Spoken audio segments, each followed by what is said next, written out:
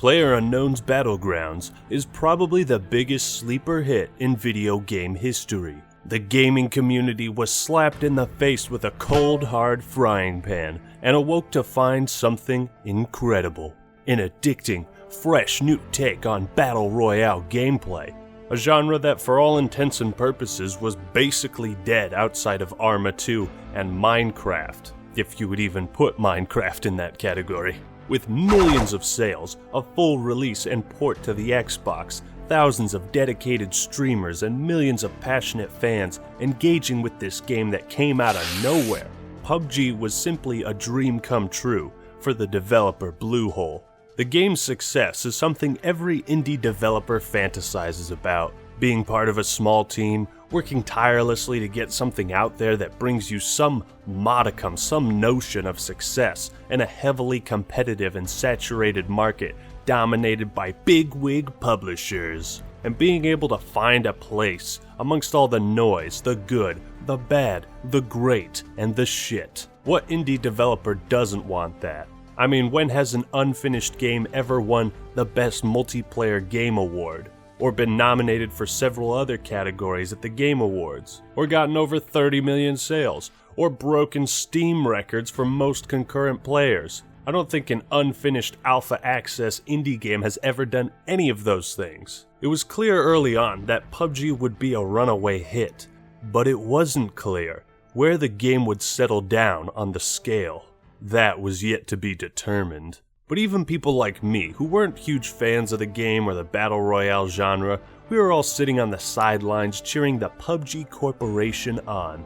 Go get 'em, Tiger. Stick it to those fat cigar-smoking cats and show 'em who's boss. It was a time of excitement, new things, new ideas, and the potential to grow beyond their wildest dreams. Little did any of us expect that PlayerUnknown's Battlegrounds would soon start on the path to tragedy. Now, I can't begin to truly understand game development from the indie perspective, and as a gaming community, I think we've all got mad respect for what PUBG accomplished. It's like being an undrafted rookie who signs on with the 0-16 Browns in the offseason and then leads the team to a perfect season and wins the Super Bowl. It's just unreal. What they've done is amazing. And trust me, I understand that as a business you gotta make money.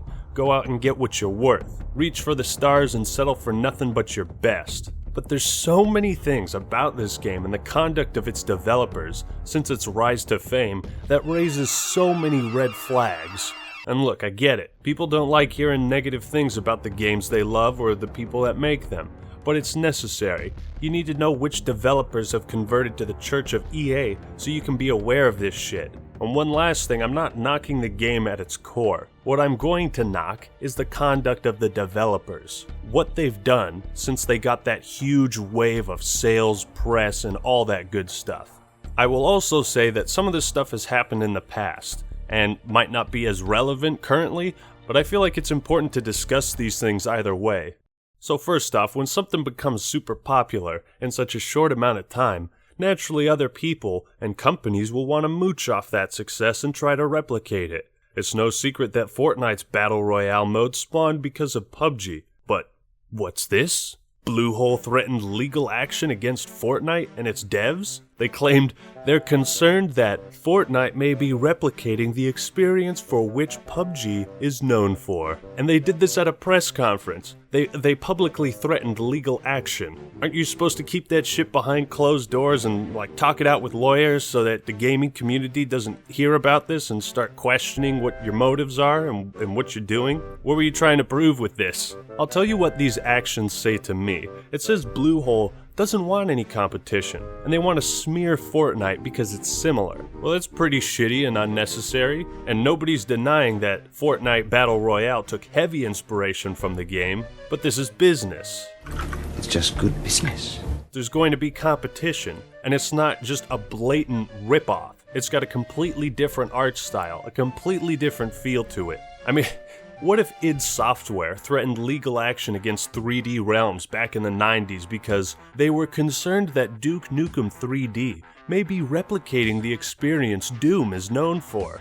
This is such a pig-headed, asshole-ish thing to say. You can pretty much use it to trash anything that might be similar to something else. Let's try it out some more. We are concerned that Star Wars may be replicating the experiences for which Flash Gordon is known for.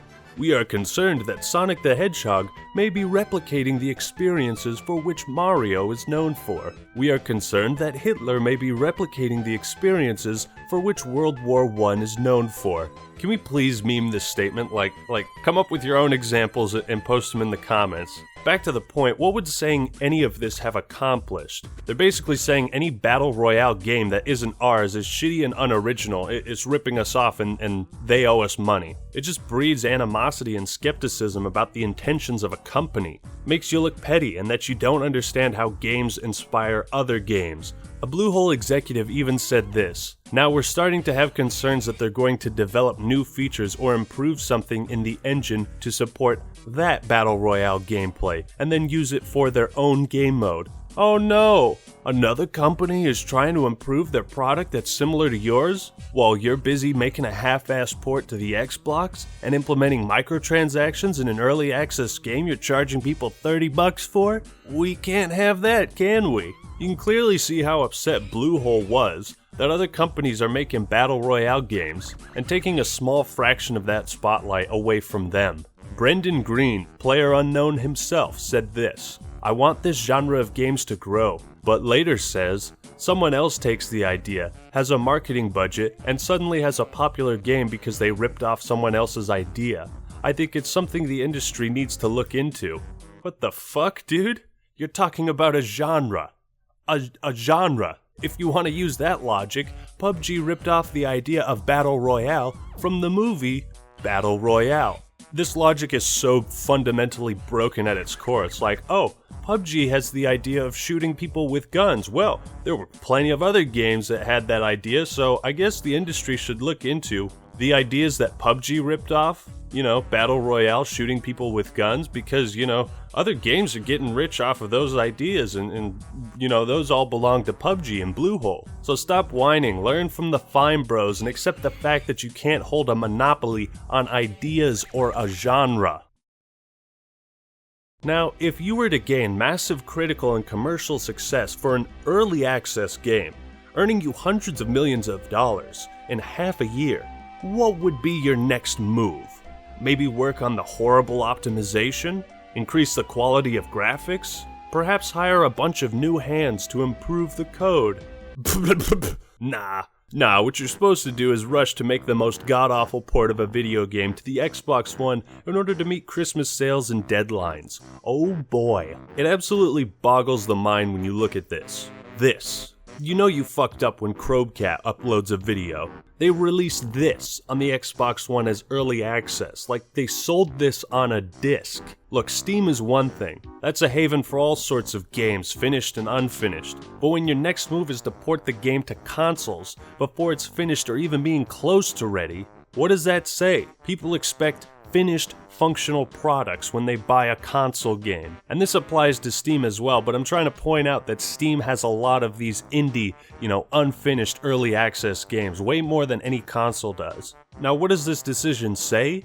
Well, it tells me your priorities at that moment were to cash in on the success of PlayerUnknown's Battlegrounds as rapidly and in as many ways as possible, instead of using the hundreds of millions of dollars you made to finish a goddamn early access indie game. While these glitches and graphical atrocities may have been fixed in some degree, this is just unacceptable. This looks worse than just about any game on the original Xbox. People are just walking through walls, it's like no-clip mode is on. What the hell is this? Big rigs over-the-road racing?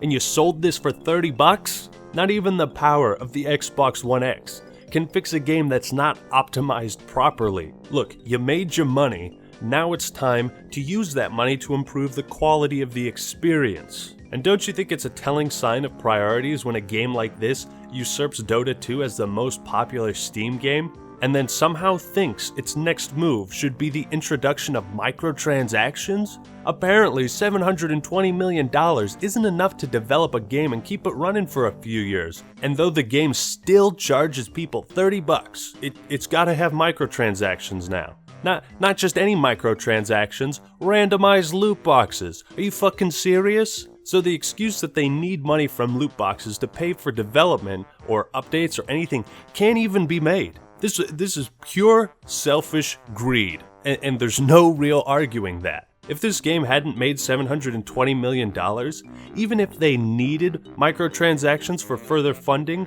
why in fuck's name did they adopt the RNG loot box EA method of microtransactions? Well, because it's the least player friendly and makes the most money. But you might say, acting mailman, it's not pay to win. You can't get weapons and whatnot, so it's not as bad. It's not as bad. Yeah, it's not as bad as literally the worst and most controversial, horrible microtransaction system ever implemented in video games. Yeah, it's not as bad as that.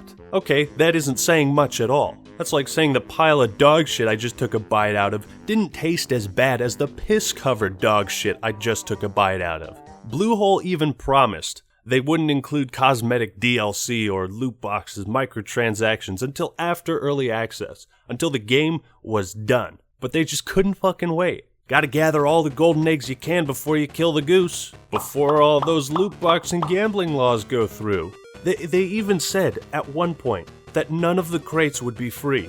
Yes, you would have to pay money to open any crates. To unlock customization stuff, you have to pay money. So even the argument that, oh, you can just unlock it in the game, that wasn't even going to be a thing. All cosmetics would be locked behind RNG. What a huge middle finger to have microtransactions in an early access game. Fuck you, fuck you, fuck you, fuck you, fuck you, fuck you, fuck you! And this wasn't some type of simple earn loot crates as you go, Overwatch type system. No, they dive straight into the Activision EA territory of overcomplicated, shady as fuck number manipulation. We are looking at an artificially inflated market in which some of these items can cost an exorbitant amount. One glance at the Steam Marketplace should tell you everything you need to know, which shows that currently the game's rarest items cost over $1,800. Jesus fuck. That is next level EA. I just can't believe this shit happened to this game, a game I was rooting for on the sides. It's funny because the emphasis on unlocking cosmetic gear in this game is so ironic because the game is so poorly optimized it's going to look like shit either way. There was a very detailed post on Reddit about all the math and all that stuff, and I'll put a link in the description if you're curious. And again, some of these things have changed or might change in the future, but it's important to analyze these decisions. You know, it's also a good sign when your game follows in the footsteps of CSGO, where players are buying cosmetics and selling them for real-world money. Cosmetics gotten from randomized loot crates. Yeah, totally not going into the unregulated gambling scene at all, are we? Oh, what's this? Top 10 best PUBG gambling sites. Betting and gambling sites lists. This is CSGO Lotto all over again. I mean, might as well tap into the gambling stream of revenue since you need to milk the game at every conceivable angle. Then there's all this other shit like Microsoft copying the PUBG-themed Xbox design from a Reddit post, the servers going down for the biggest video game convention in Italy, resulting in players being unable to start the official tournament. Yes, they were working to make PUBG an esport before it was even finished. An esport should not have to contend with rampant bugs, glitches, and broken parts of the map. The game isn't competitive at its core. So much of it is RNG. Not only this, but for some reason when you top the charts of Steam sales, you still need more money to fund these competitions? Why?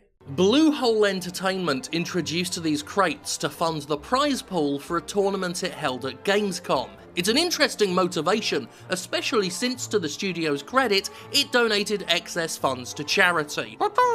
Nonetheless, using a sleazy gambling-inspired blight of an economy to fund self-promoting contests at your audience's expense isn't exactly a noble fucking cause. It's just like there's so many examples that just remind me of EA and Activision milking your franchise, your game at every possible angle. Not working to improve the overall quality as a first priority, but trying to squeeze as much money as possible from this thing. Reminds me so much of EA and Activision, and it's a fucking shame. PUBG was supposed to be the poster child, The example that inspires every indie company and developer to shoot for the stars. It wasn't supposed to convert to the church of EA like this. Every turn they could have taken to earn respect and adoration from gamers, they took the wrong turn. Every gamer that's passionate about this hobby wanted to see PUBG do well, to shake up the system that's become so repetitive and by-the-books, manufactured garbage. Yet it's done the complete opposite. It's become part of the system. And I'm not saying you should boycott this game or do anything like that, take a shit on it. No. I'm just expressing my disappointment at what the developers and PlayerUnknown's Battlegrounds has become. I am no longer rooting for them to do well. Despite the influx of $720 million and more, Bluehole needs more. They need more money. For some reason, they need to have microtransactions that have certain items with a 0.01% drop rate. They need to have a monopoly on the Battle Royale genre. They need to threaten legal action against other developers who do what they're doing, but better. They need to port an even more broken, poorly optimized, and dysfunctional version of the game to consoles, to cash in on Christmas sales. They just need more. What they have gotten is not enough. Every single negative aspect surrounding PUBG, every controversy, seems to have come as a result of the insatiable desire for more money. I've never seen a company or game go so bad so quickly as PUBG and Bluehole Corporation. From humble beginnings to unrelenting greed. That is the tragedy of PlayerUnknown's Battlegrounds.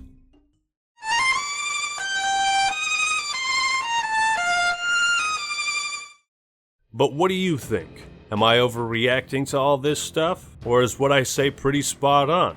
Did you get into PUBG or Fortnite, and which game do you prefer and why? Leave your thoughts and opinions in the comments below. That's all I got for today. This is the Act Man signing out. Peace!